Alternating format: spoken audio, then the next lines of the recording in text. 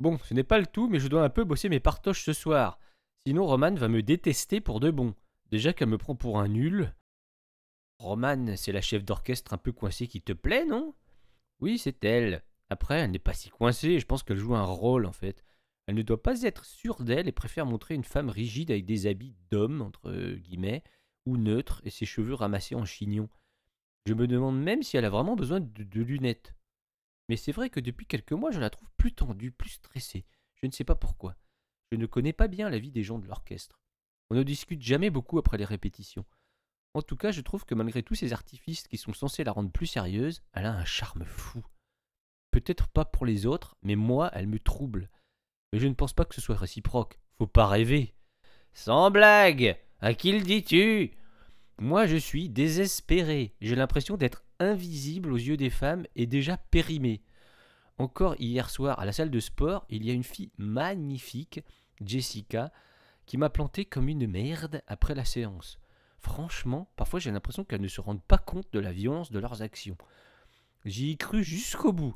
On est allé boire un verre, on a discuté, elle avait l'air plutôt intéressée. Et en fait, c'était que du vent. Je devais être un plan de secours au cas où elle ne trouvait pas mieux. Et elle est partie rejoindre Paul, le bien membré de la salle, qui avait une surprise pour elle. Un grand baraquet contre lequel je ne peux rivaliser. C'est absurde tout ça. Parfois, je rêverais d'être une femme en France et pouvoir faire ce que je veux, quand je veux et où je veux avec les hommes. Ou alors de rester un homme et de ne plus avoir de pulsion, avoir la paix sexuelle, la paix du slip, comme dirait Lucchini.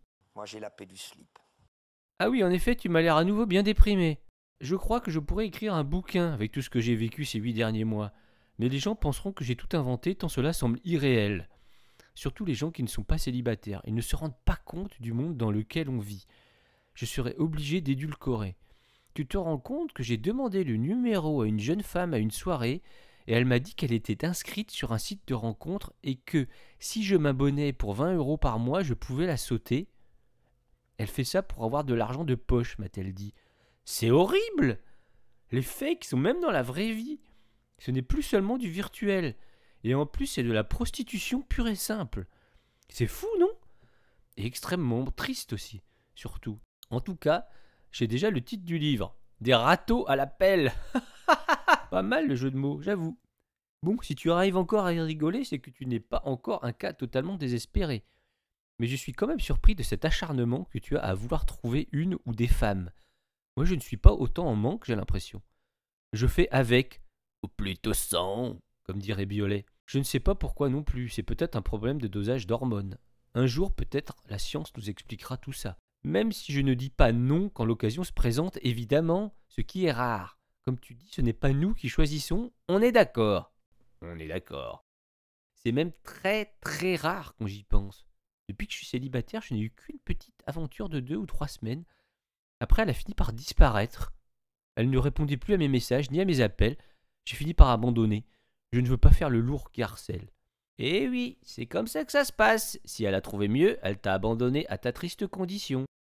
Sans doute, si tu le dis. Bon, il faut vraiment que j'y aille. Merci pour le verre. La prochaine fois, c'est moi qui paye, lui dis-je en me levant. Nous nous serrons la main et partons chacun de notre côté, perdus dans nos pensées respectives. Sur la route, je me rends compte que finalement, notre but est le même, trouver un équilibre en amour avec une femme. Mais pour ça, il faut déjà le trouver avec soi-même.